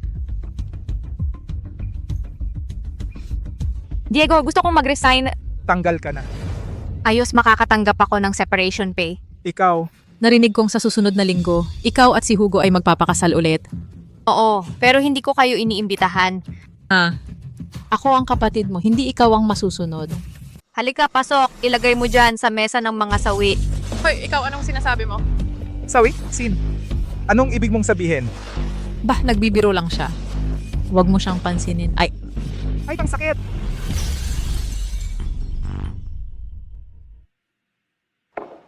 Papa, kailangan mo kaming tulungan dito. Kung ang gusto mo ay harapin ko si Hugo, kalimutan mo na yan, anak. Bakit? Hindi ko isusugal ang buhay ko sa kanya. Noong huling beses na pinatawad niya ang buhay natin dahil lang kay Alba. Kung patuloy nating susubukan ang pasensya niya, ang mga Navarro ay mawawala. Huwag kang mag-alala, Papa. Wala namang mangyayari. Iba na ngayon. Bakit? Sinabi iyon ng manghuhula. Wala pang 2 buwan ang natitira kay Hugo. Ano? Papa, sa totoo lang, akala mo ba nakahanap ka ng mabuting ninong? Sabi ng manghuhula si Diego ang siyang may magandang kapalaran. Pero ang mga sinasabi ng manghuhulang yon ay hindi palaging mapagkakatiwalaan. Puro pamahiin lang yan. Ikaw ang bahala kung maniniwala ka sa akin o hindi. Naniniwala rin si Hugo sa manghuhula, pero traidor siya. Naniniwala rin si Diego. Tuwing magsisimula siya ng proyekto, pinapahula niya ang kinabukasan, kaya laging napakaganda ang resulta. Talagang nakakamangha yan. Ang batang yon si Diego ay walang kwenta at ngayon bigla na lang siyang naging isa sa mga pinakamahalagang negosyante at investor sa bansa. Para sa akin hindi rin makatwiran yon. At ano ang gusto mong gawin ko? Samahan mo kami para panoorin ang isang magandang palabas. May malaking mangyayari bukas sa Gintong Ilog. Breaking news, kakaganap lang malapit sa Gintong Ilog ng pagguho sa isang konstruksyon. Para sa karagdagang detalye, ang ating reporter ay naguulat ng live. Gintong Ilog. Pamilyar na pamilyar sa akin ang pangalang ito. Ay, oo! Galing yan sa nobela kung saan sinubukan ni Diego Vargas na patalsikin si Hugo Montes at ginawa ang unang hakbang. Pero, hindi ba dapat mangyari yon pagkalipas ng 5 taon? Baka dahil sa aking paglahok ay na-advance ang pagbagsak ni Hugo Montes?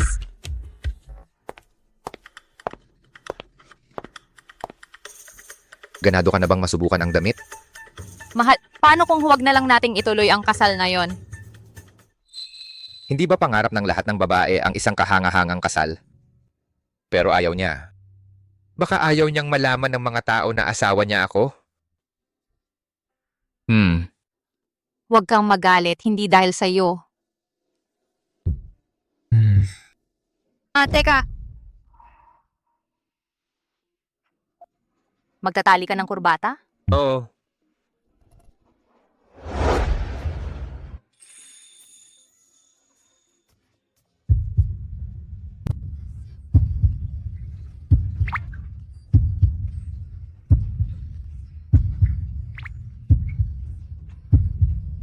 Ang tibok ng puso mo. Anong nangyayari? Normal ang pulso. Bakit hindi tumitibok ng todo ang puso mo? Tumitibok ang puso ko, kung hindi patay na ako. Hindi kasing bilis ng tibok ko. Ang competitiveness ng mga lalaki ay kakaiba. Isang karangalan ng mabilis na tibok? Hindi.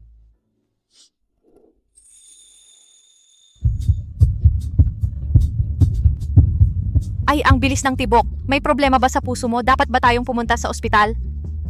Sa nobela, hindi sinasabi na may sakit sa puso ang Hugo. Kung mamatay siya, mamamatay din ako? Okay lang ako. Ay, bakit mukhang galit? Pero hindi importante. Ang pinaka-importante ay isipin muna kung paano lutasin ang tangang Diego.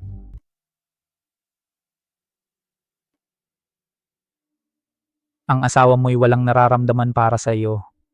Bago ang sensory link, akala ko'y ang mga matamis niyang salita ay dahil sa pagkahumaling. Pero ngayon, nauunawaan ko na kaya niyang sabihin ang mga ito ng walang pagmamahal. Marahil tinanggap niya ako dahil wala siyang magawa, hindi dahil sa tunay na pagmamahal. Normal lang na may distansya sa pagitan ninyo. Hanggang ngayon, hiwalay pa rin kayo sa pagtulog. Normal ba sa mag-asawa ang ganitong pagtulog? Ang lalaki ang dapat umuna. Kahit na siya'y napakawalang hiya, babae pa rin siya, 'di ba? Paano mo siya pababayaan na laging banggitin iyon? Tama ba? May sasabihin ako sa'yo. Ikaw muna. Huwag kang pumunta sa gintong ilog sa mga nakaraang araw. Bakit? Ang gintong ilog ay isang panlilinlang lamang ni Diego. Ang tunay niyang balak ay sunugin ang bodega sa labas ng bayan. Ang layo nun. Gusto lang niyang makita ako araw-araw. Anong sasabihin mo kanina?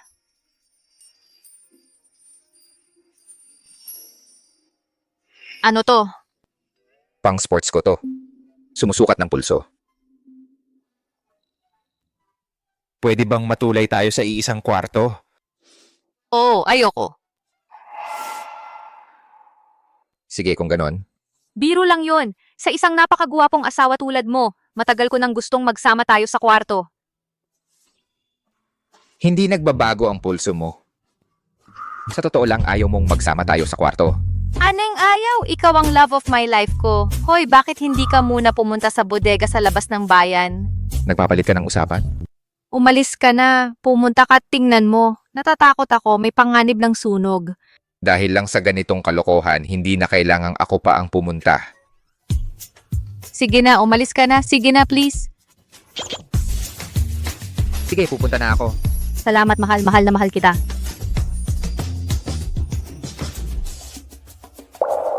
Mga walang silbi.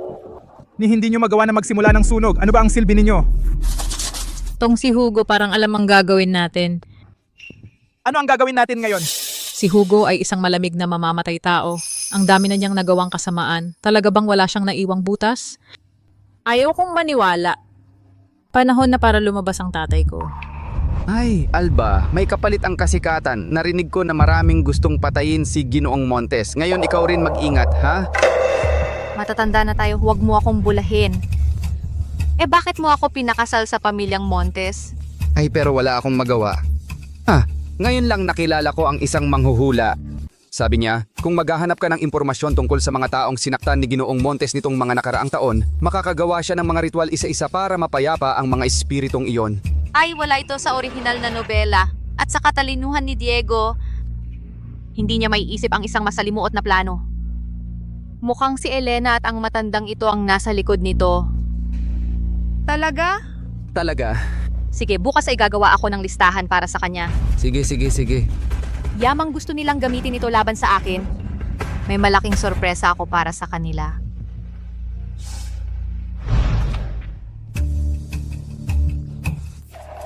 Ano ang ginagawa ng tatay mo? Tinutulungan ka ng tatay ko na tipunin ang mga record ng mga krimen ni Hugo Montes. Ang tinipon niya ay ang aking... Paano kaya?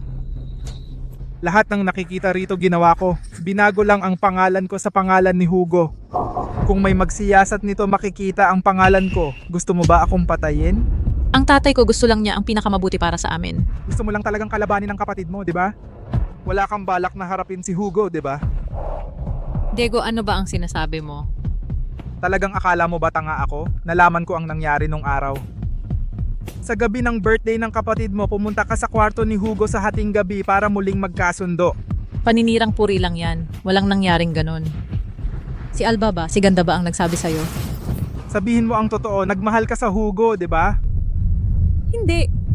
Diego, ikaw lang ang mahal ko. Sumpain ako kung nagsisinungaling ako.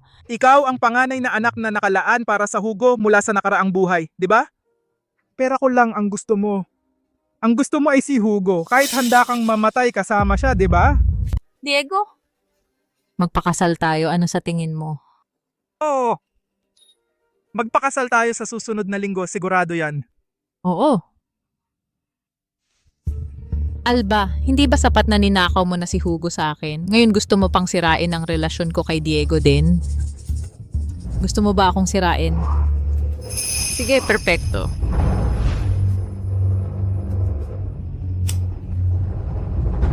Alba, sino ba ang walang kahinaan? Kinang Blanca oras na para kumain. Aking anak. Gutom ka na ba, Alba? Bibigyan kayo ni Mama ng pagkain. Ginang Blanca, ito ay para sa inyo. Kunin mo. Napakabuti.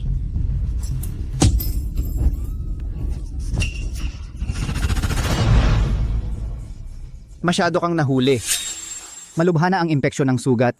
Malamang na mawala ang iyong hintuturo. Masakit ba?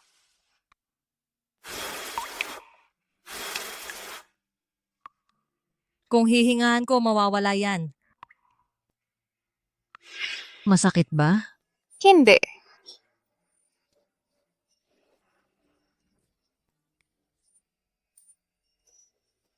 Kung hihingahan ko, mawawala yan. Namatay ang mama ko noong 3 taong gulang pa lang ako. Sa wakas, alam ko na ang pakiramdam ng pagmamahal ng isang ina.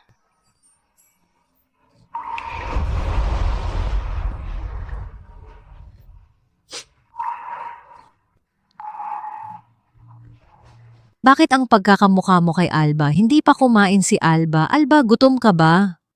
Gagawa ng pagkain para sa iyo si Mama. Kasalanan ko, Mama. Aking anak, huwag kang umiyak. Kalmahan mo, aking anak.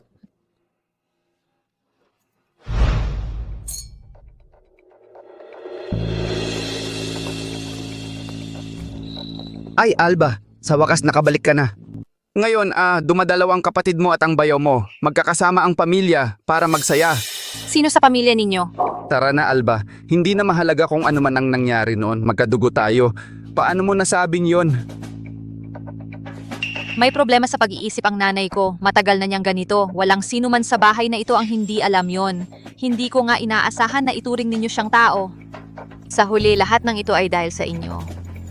Pero Elena, nakakatuwa ba sa'yo ang mga abuso ng isang taong may kapansanan sa pag-iisip? Iginagalang ko si Aling Blanca. Ikaw bilang anak, hindi mo siya inaalagaan. Ako ang nag-aalaga sa kanya at nakikipaglaro. Tapos hindi ka pa nagpapasalamat at saka wala siya sa katinuan. Inilagay niya ang mga tinidor sa apoy.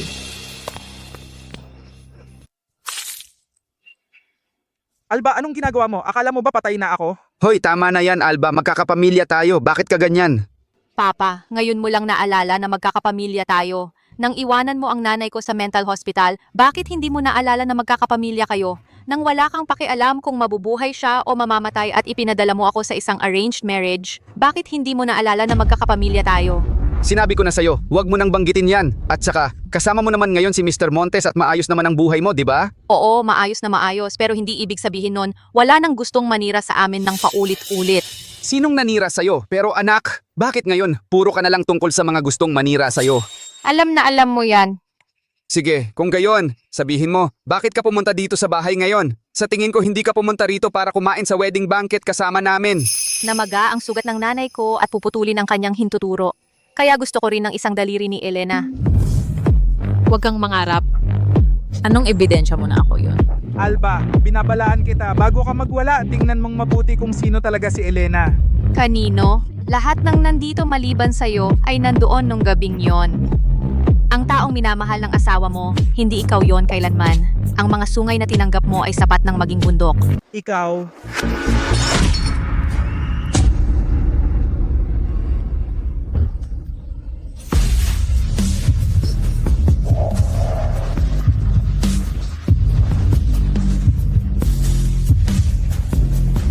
Anong ginagawa mo rito? Umiiyak ka at galit na galit. Mahirap di maramdaman yon. Mukhang may problema sa pagpapalaki sa pamilyang Navarro. Hindi maayos ang pagpapalaki. Hugo Montes, wala kang karapatang punahin yon. Tumahimik ka. Ha, Ginoong Montes. Nakakakahiya na nakita mo to. Pagkatapos, pagagalitan ko ng husto ang anak ko.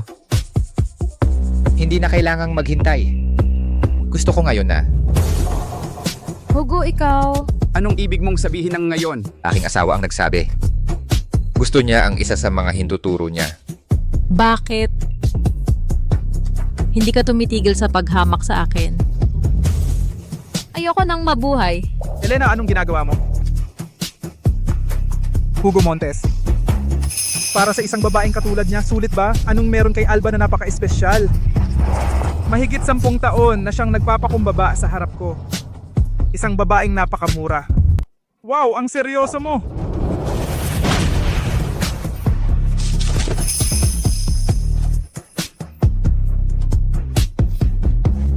Tulong! Hugo! Humihingi ako ng paumanhin. Ngayon na, tara na. Mahal. Ayaw ko nang mag-aksaya ng oras sa mga taong ito. Oo. Tara na.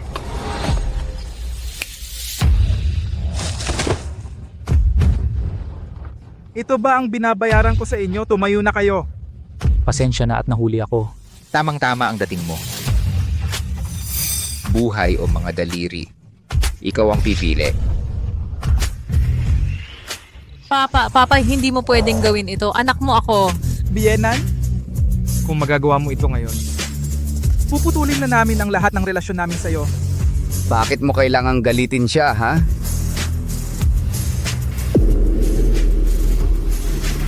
Papa,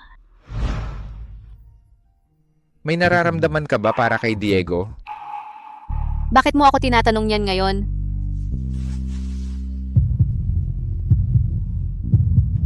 Mabuti. Kapag binanggit lang si Diego, bumibilis ang tibok ng puso mo. Mahal mo pa rin siya. Kung mahal ko ba siya? Hindi naman. Para sa akin siya ang pinakakasuklam-suklam na tao sa mundo. Walang pagbubukod. Sa palagay ko, hindi susuko si Diego. Kailangan nating maging alerto sa lahat ng oras. Papatayin ko siya.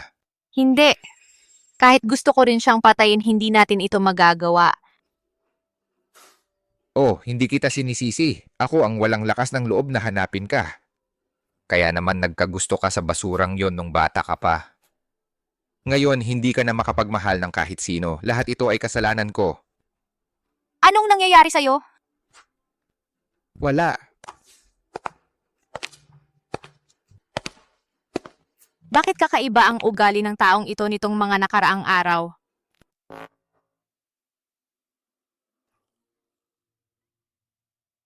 kung ganito pa rin ang gagawin natin, sa bandang huli, ang mag-asawa ay magwawakas sa atin.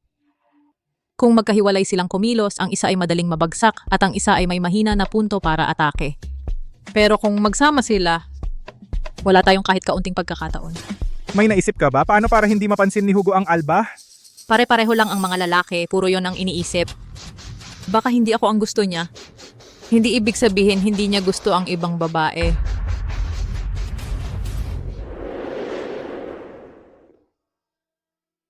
Selos. Gisingin sa isang babae ang ugaling pag-aari sa iyo ang pinakamadaling paraan. Ang magandang reporter na ipinadala ni Elena hindi na kailangan paalisin. Ano ang ibig mong sabihin? Dahil ipinadala siya ni Elena para linlangin ka, maaari tayong sumunod sa kanya para galitin ang asawa niya. Sa tingin mo gagana? Subukan para malaman. Ginong Montes, maaari tayong magsimula sa interview. Hindi dito. Napakamalayo. Ang liblib naman. Pumunta tayo sa sala. Dito na lang tayo mag-interview.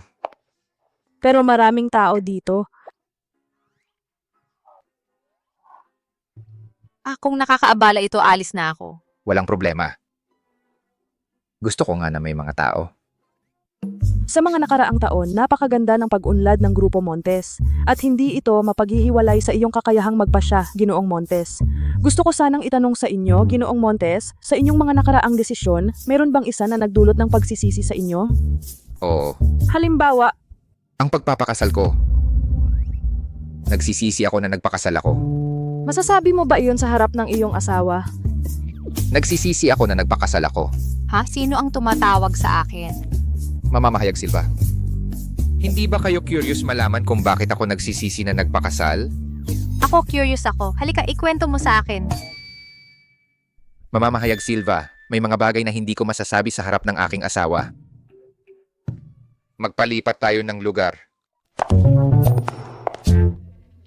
Ginoong Montes, saan tayo mag-uusap? Sa bahay. Ginoong Montes, mukhang mahalaga sa iyo ang nararamdaman ng kanyang asawa. Sa tingin mo, mahalaga sa akin ang nararamdaman niya? Medyo. Oo nga pala, hindi pa ako nakakapag-video call kay nanay ngayon.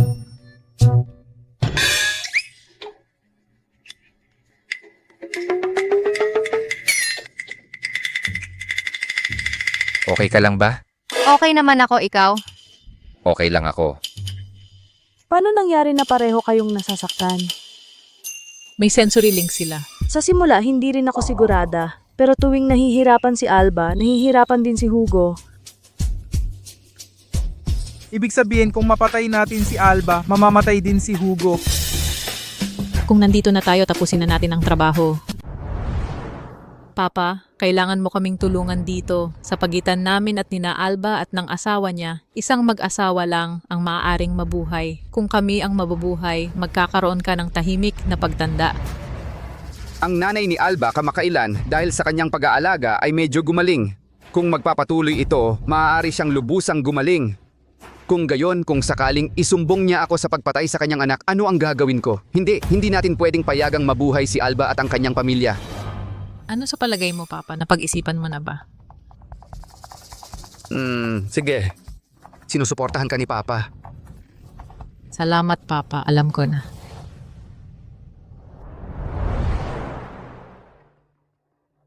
Oo, alam ko na.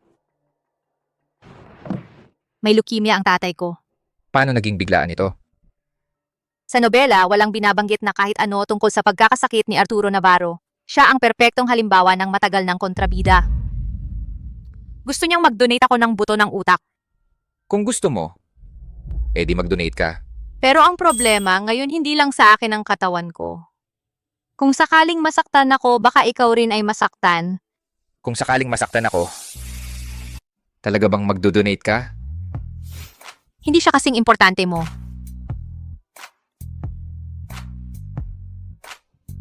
Hindi pa rin nagbabago ang koneksyon, pero sapat na yun para sa akin.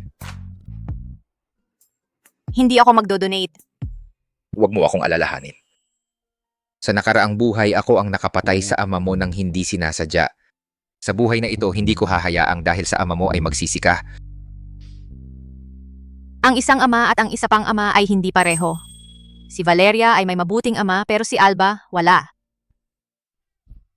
Kasi pala masama ang ama mo, kaya sa tingin mo mas importante ako. Hindi ba't lahat ito ay palabas lang para makita ni Alba? Ano ba ang drama-drama na yan? Hanggang pagdodonate ng buto, ginawa mo pa? Kung hindi ko gagawin ito, paano ako paniniwalaan ni Alba? Ay huwag kang mag-alala, babaguhin ko ang resulta ng pagsusuri para sabihin na hindi compatible. Idodonate ang butong iyon kahit na kanino pa man. Handa na ang mga resulta. Hindi tugma ang buto ng utak. Iminumungkahi kung maghanap kayo ng isang direktang kamag-anak para magpatest ng compatibility. Ako ay isang direktang kamag-anak. Imposible. Ano? Nung panahong yon, nang iwan ako ng tunay mong ama, buntis na ako sa iyo. Kaya wala akong nagawa kundi lumapit kay Arturo Navarro na ang asawa ay buntis. Para maniwala siya na ang bata ay kanya. Kaya hindi ako ang panganay na anak. Kaya pala hindi ako gusto ni Hugo Montes. At bakit hindi mo sinabi sa akin nun? Hindi ba't dahil gusto kong bigyan ka ng tahanan, anak? Siya si Arturo Navarro na para makapag-asawa ng isang mayamang mana ang umalis sa akin. Bakit hindi ko maipagkatiwala sa kanya ang aking anak? Huwag kang mag-alala, nanay. Tutulungan kitang protektahan ang tahanang ito sa anumang halaga.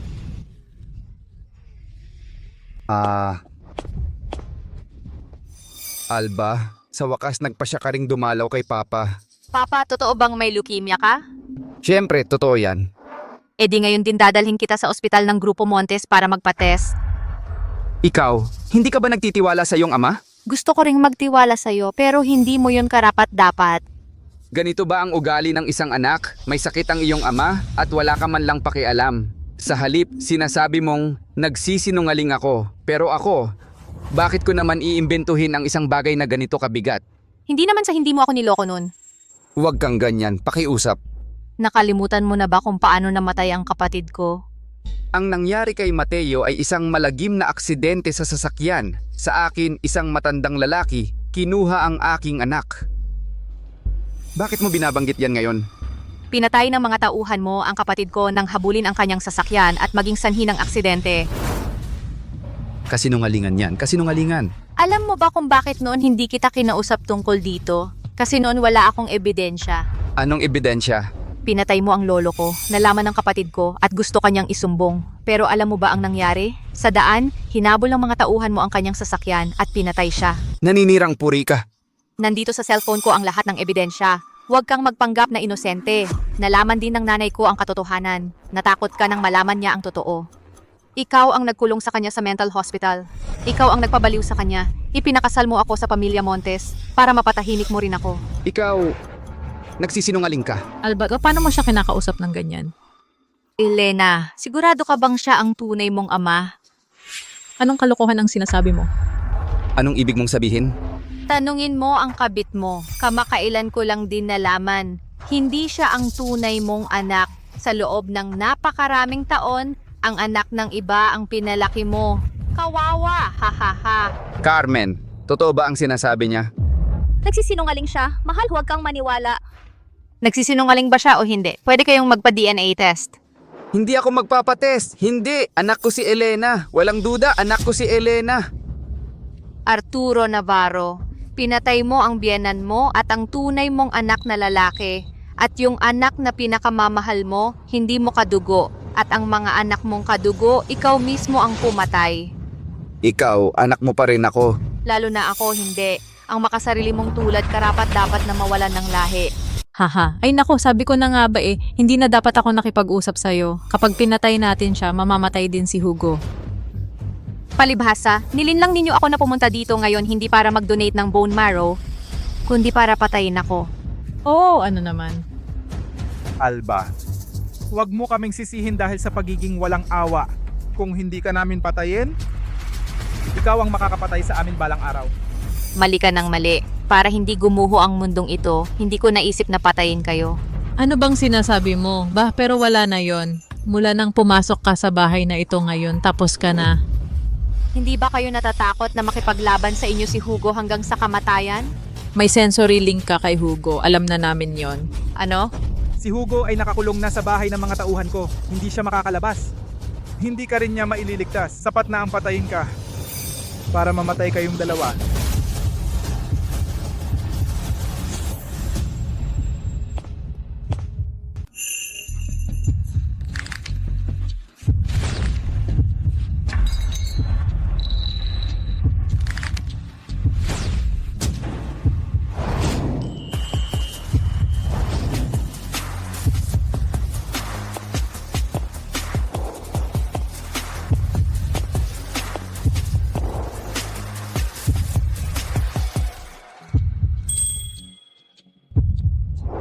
Anong ginagawa mo dito? Tanging pag-ibig lang ang makakapigil sa akin.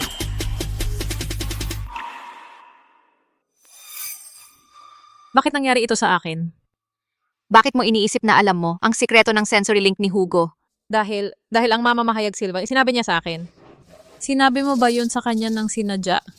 Ano ba ang inaasahan mo? Isang sikreto ng buhay o kamatayan yan? Para bang ako'y napakatanga para basta kahit sino ay makakahalata? Bakit mo pa ginugugol ang oras mo sa pakikipag-usap sa kanila? Ang nanalo, siya ang kukuha ng lahat. Kung papatayin mo kami, gawin mo? Hindi ko sila papatayin gamit ang sarili kong kamay. Malapit na dumating ang pulis. Bakit ako? Bakit palaging sumasama ang lahat sa akin? Kapag humawak ka ng kutsilyo at itinutok mo ito sa mga inosente, hindi ka na ang bida ng mundong ito at mawawala rin ang iyong immunity bilang bida. Ang galing ng aking asawa. Ang galing din ng aking asawa. Sinasabi ng lahat na ikaw ay isang mabagsik na mamamatay tao. Pero sa totoo lang, tinanggal mo lang ang mga masasamang tao na talagang masama na. Pagkatapos mabuhay ng napakaraming taon, ang pinakamaliit na pinapahalagahan ko ay ang sarili kong buhay. At ang buhay ng mga masasama. Kahit sa nobela, mga kontrabida tulad ni Diego ay maaaring magpanggap na liwanag ng katarungan. Hugo, bakit hindi ka pwedeng maging mabuti? Kung gayon, kung hindi ako masama, maaari ka bang umibig sa akin? Siyempre, matagal na kitang minamahal. Matagal na.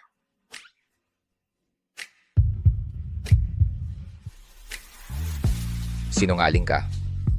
Naniniwala ka ba sa akin? Totoo. Hindi kita niloloko. Matagal na kitang minahal. Simula pa nun, mahal na mahal kita. Naniniwala ka ba sa akin? Maniwala ka sa akin. Ako, datos lang ang pinagkakatiwalaan ko. Anong datos? Hindi ko sasabihin sa iyo. Halika, sabihin mo. Sabihin mo sa akin, sabihin mo sa akin, sabihin mo sa akin.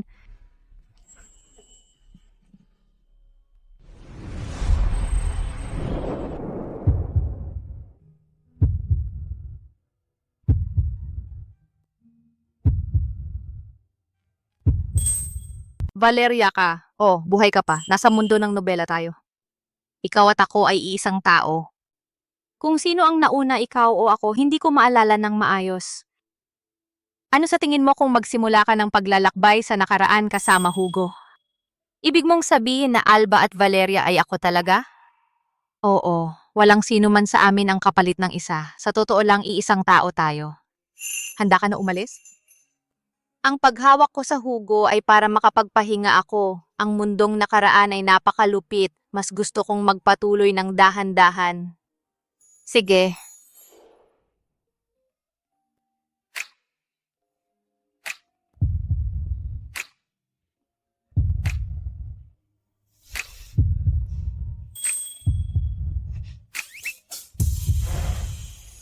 Bakit mo ako tinatanggihan?